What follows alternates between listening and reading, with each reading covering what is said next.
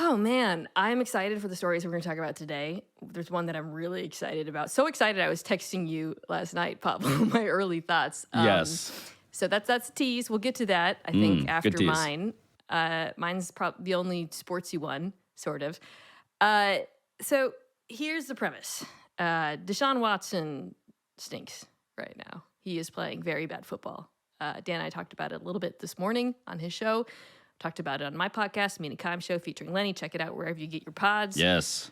He is not good. He looks like a shell of himself. He has, and this was something that started last year when he came back in week 12, I believe it was. But, you know, people attributed it to rust, weather. Some of the games were like in really bad weather. They haven't integrated him into the offense. There was a lot of excuses made, and, you know, some of them were legitimate. So he has an entire offseason to work with his team, for the offense to be built around him, for him to ostensibly become the guy that he was, the guy that incentivized Cleveland to sell their soul and give him the most guaranteed money in the history of the sport.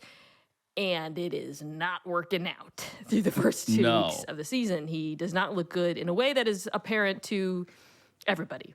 The thing I wanted to bring up, however, is not, we all agree that's not up for debate, is something that has occurred to me watching him, something that I've had conversations about with other NFL writers and analysts, something that I pondered going into the season as I mulled over the possibility of a Watson returning to form. This dude just bailed out our entire industry by being bad. Because, Pablo, as I was thinking about this season, and I thought, well, the Cleveland Browns have a really good football team. I think the defense is going to be good. They've got good skill players. Something that kind of occurred to me is like, God, how am I going to talk about this in my capacity as an NFL analyst if he's good? I truly have actually talked to other football people about this, how everybody kind of feels like, oh, like a little bit of relief.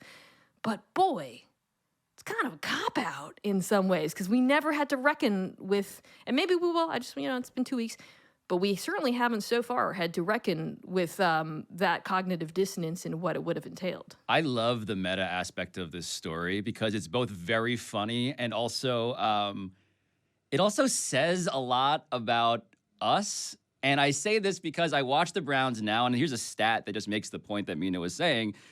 Through these 2 games, the Browns offense has given up more touchdowns than the Browns defense. Because Deshaun Watson has been throwing pick sixes, the turnovers, 1 touchdown given up by the Browns defense, 2 given up by the Browns offense.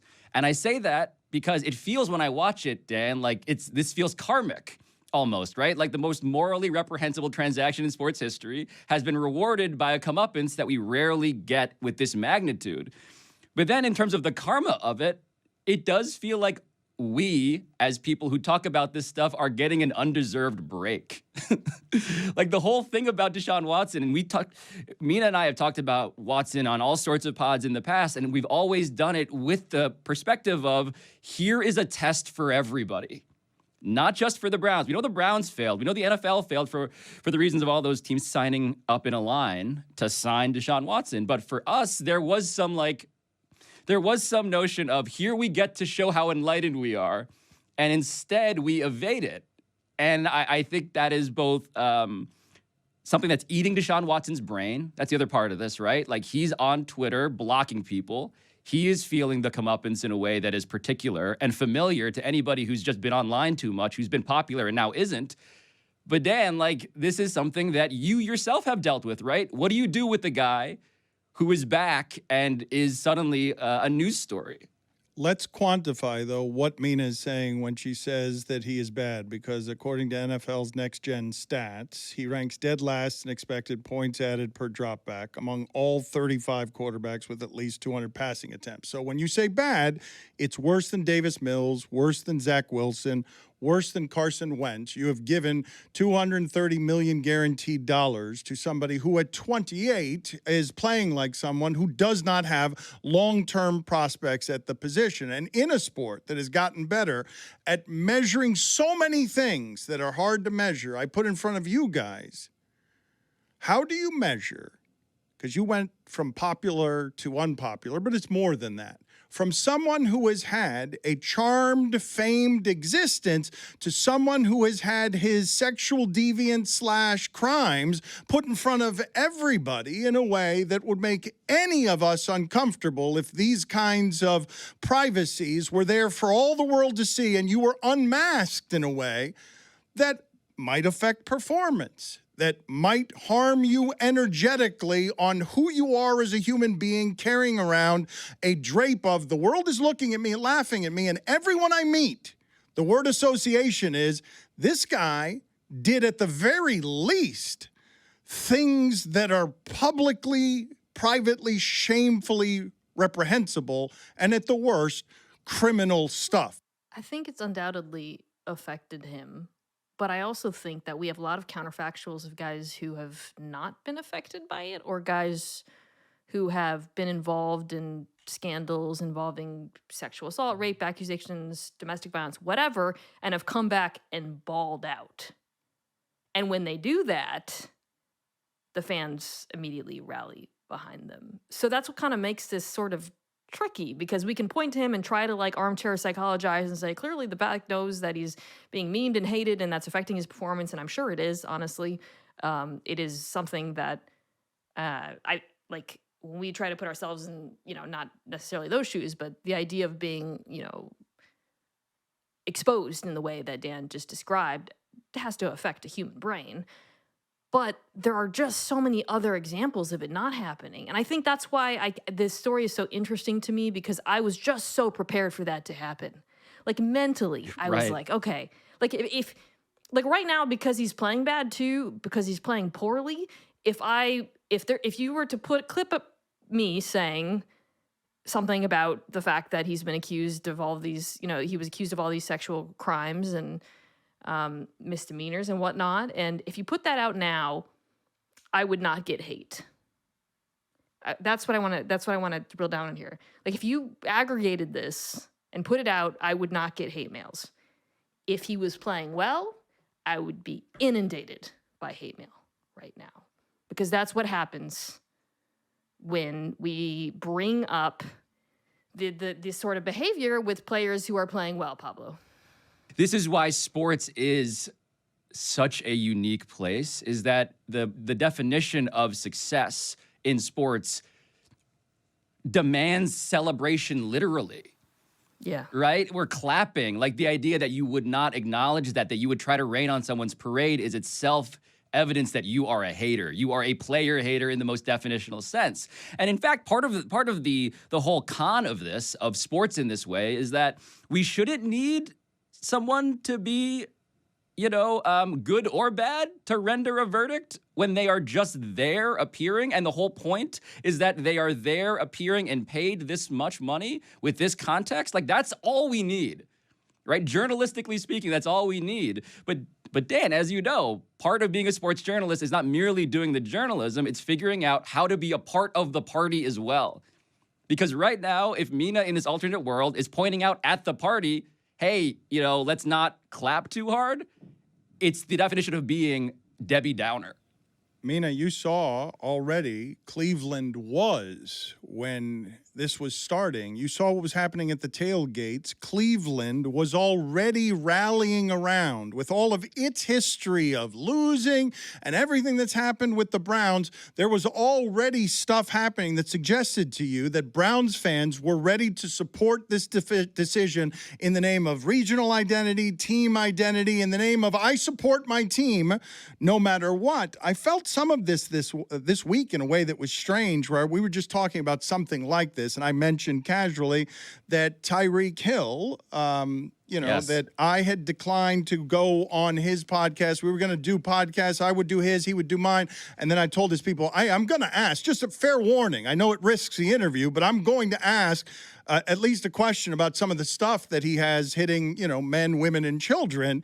And then all of that evaporated. And I immediately got hit, Mina, because you can imagine the enthusiasm around the Dolphins right now, and specifically brought by that guy, 20 years of losing. This is the Dolphins. This is a team that was, with Marino and Shula, the winningest franchise anywhere in sports, okay, in the 80s. But for 20 years, they've been terrible. Cleveland's been terrible always. And the crimes here are worse, in number than what it is in number, what we are talking about with Tyreek Hill. And what came after me was, well, why would you ask him any of those questions? Why is that necessary? This is what's wrong with journalism today. Because I'm honestly not sure, Mina. I'm honestly not sure as we speak about this.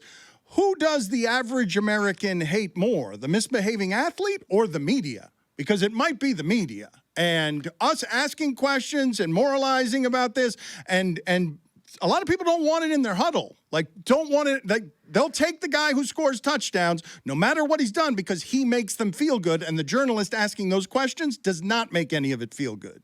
I think it's not I think where we're kind of getting at, and this is both of these stories illustrate that, is a lot of sports fans care. They do. But the quality of play triumphs all and informs how much everybody cares and the scope of the response. I mean, when Tyreek Hill was drafted by Kansas City, I was writing back then, and I wrote a column about it, and I wrote about, it wasn't even when he was drafted. It was actually early in his NFL career there. I wrote a column about it. I wrote about how he had pleaded guilty to domestic violence by strangulation. I wrote about some of the details of why he was kicked off of the team. All of it. It's all out there. You can find it on ESPN.com. It's pretty. You read the police report. It's hard to read. It's really awful stuff. And I can tell you right now, because he was not an established, successful player, I thought it didn't get a lot of backlash. If I was to bring that up a couple years later after his success, completely different. I don't know. Maybe what we're saying, maybe it's obvious that, in sports, a success or failure in the case of Watson seems to inform whether or not people give a shit about other stuff. But those two athletes are a pretty good case study for the way in which sports fans react to us even bringing it up. But we should also point out, too, that the test that we've been talking about here, the test that we don't have to take because of Deshaun Watson's failures, is a hard test. It's hard. Because the question becomes so is it a footnote that we have to append to every mention when we're on Around the Horn? Do I have to sneak in after talking about Tyreek Hill 80-yard touchdown? Do I have to just sneak that in there? Are we sort of sticking a finger in the air and saying, okay, it feels like Twitter's been talking about this a lot, so I don't need to talk about it today?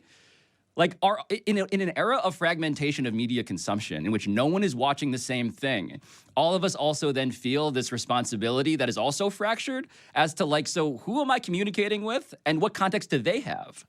Here's how I came down on it in my capacity as an NFL analyst, and you guys can tell me if this is a cop-out, and I'm totally open to being told it's a cop-out. I felt this way about Hill, who I have talked about a lot as a football player, and I have not brought up any of this. I have purely talked about his play, the way he impacts spacing, the way he impacts the game, all of it. My feeling, and I was prepared to do this with Watson as well, and I have been when I talk about him as a player so far. I have, in conversations where I'm I'm going to get 45 seconds on TV and talk about the football, I have not brought it up. However, when you're in an environment where you're talking about the person, their career, who they are, you gotta fucking bring it up.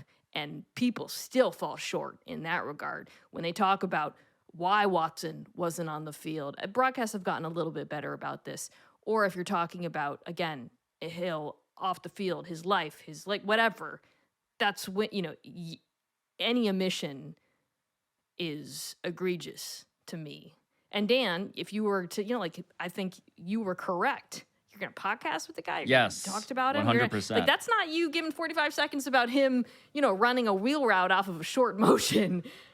You got to bring it up. And we fail there. But some of the things here that are interesting to me, right? Because we've had some pretty seismic shifts in America over the last 20 years. So journalists are allowed to be befuddled here. Even though I know we're in the take industry, you got to have conviction and you got to know everything. It's okay to not have your footing here on exactly how I would discuss this, because we're setting the template for how to discuss it going forward. Because once upon a time, we weren't talking about it at all many years ago. And America's change and sports is going to change too. But when you say that fans do care, I do believe that this transaction, when it comes to the playpen, sports, It can be as simple as this.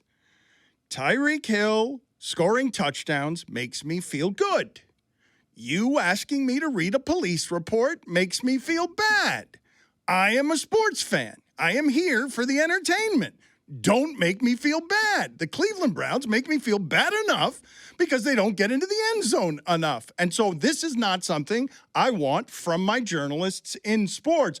I understand the customer taking the position. It's not my position, but I understand why some arrive there.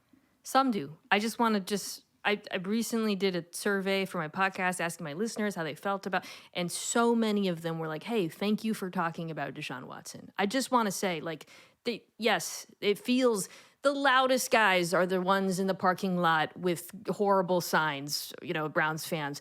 But that isn't the majority. I truly believe a lot of sports fans do feel conflicted about this. A lot of sports fans do want to hear about all of these things at once. It's just the tone and the scope of it does tend to fluctuate based on play. I think we are all agreeing here. Yeah, look, the idea of human interest stories, right? Like we hear this. I feel for for instance, someone who's been getting a lot of this criticism is Malika Andrews, our colleague at ESPN. She does the NBA draft, right? And so during the draft, she tells stories that are human interest stories that are often sad, or they involve the complications of a legal history. And the question is, like, when you're doing introductions of human beings, do you actually want to know?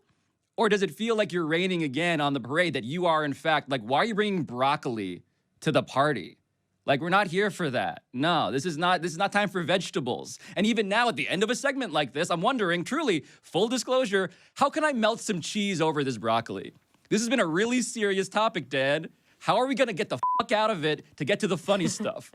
Yeah, we need to do that, and I think we failed. I think in every respect, we as media members have failed. You did, though, make me flinch when you said there was funny here, and then we found none of it. Because you did use the word funny on Karma, and then we found none of the funny. I should mention that I meant to say this, too. There you go. There you go. Yeah. That was for the podcast audience. Good work. That was a Ivy League education. That was an Ivy League fart. It wasn't even a good fart noise. It wasn't even a good one. You guys got better? That was more raspberry. Oh my God. That is Use my underwater. arm. That's Podcast audience, I that's use in my a arm. hot tub. A Mina hot tub fart. Yo.